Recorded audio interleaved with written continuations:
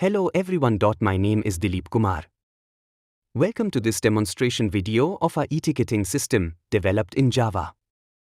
The purpose of this project is to provide a simple and efficient platform for booking event tickets online. It includes components like the controller, service layer, repository, payment gateway, and a simulated database. In this video, we'll explore the architecture, walk through the Java code, and visualize how components interact through a sequence diagram. This is part of our academic project submission, and it highlights software engineering principles like modularity and abstraction. Let's get started by reviewing the combined Java code. Let's explore how the e-ticketing system functions internally through the Java code. The process begins with the ticket controller, which acts as the main interface between the user and the backend. When a user submits a ticket booking request, this controller receives the input, such as the event name, user details, and desired seat number. It then forwards the request to the ticket service. This service layer is responsible for handling the business logic. It starts by validating the input data, making sure all fields are filled correctly and that the seat is still available. Once validation is complete, the service initiates the payment process by contacting the payment gateway. This gateway simulates an online transaction, processing the payment and returning a success or failure response. If the payment is successful, the service generates a new ticket object containing all the necessary details, such as seat number, username, and status. This ticket is then passed to the ticket repository, which acts as a data handler. It communicates with the e-ticketing, a mock in-memory database, and stores the booking record. Altogether, this layered structure ensures modularity, clarity, and smooth functioning of the booking system. Now let's run our Java code, and here is the output of the program. Now open Google and search for Plant Text UML editor and open the first website we look on the website. This is the user interface of the Plant Text UML editor, and paste your Plant Text code to get your UML diagram. Now let's copy the main Java code we saved in our notepad. Let's paste this code in our editor and wait for the response.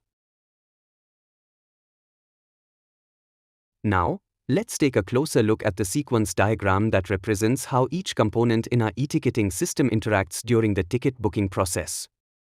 The diagram begins with the user, who initiates the process by calling the bookTicket method on the ticket controller.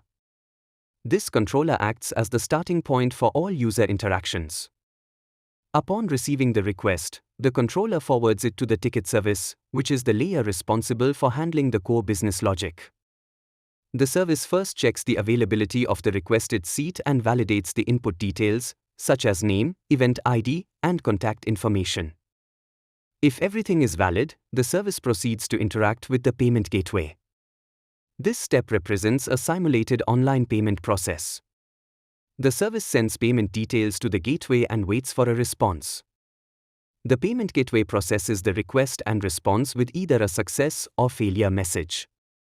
If the payment fails, the flow terminates here, and an error is returned to the user. However, if the payment is successful, the ticket service then creates a ticket object that contains all the relevant booking information. This ticket object is then sent to the ticket repository, which is in charge of handling data persistence.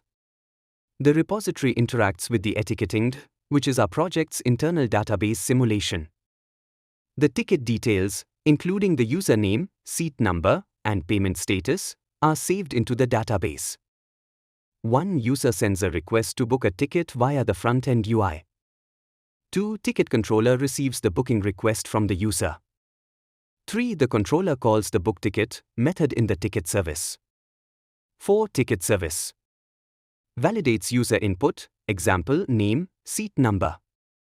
Checks seat availability. 5. If validation is successful, service calls the payment gateway to initiate payment. 6. Payment gateway simulates or processes the payment. Returns success or failure response to the ticket service. 7. If payment is successful, ticket service creates a new ticket object. Calls SaveTicket method in the ticket repository. 8. Ticket repository connects with the e-ticketing. stores the ticket details, username, seat number, payment status, etc. 9. Ticket repository sends a confirmation back to ticket service. 10. Ticket service sends the final confirmation back to ticket controller. 11. The controller, service, repository, and gateway all serve clearly defined roles. The sequence diagram enhances our understanding of the system flow. Overall, this system models a real-world application of software engineering principles. Thank you for watching, and I hope this walkthrough gave you a solid understanding of our project.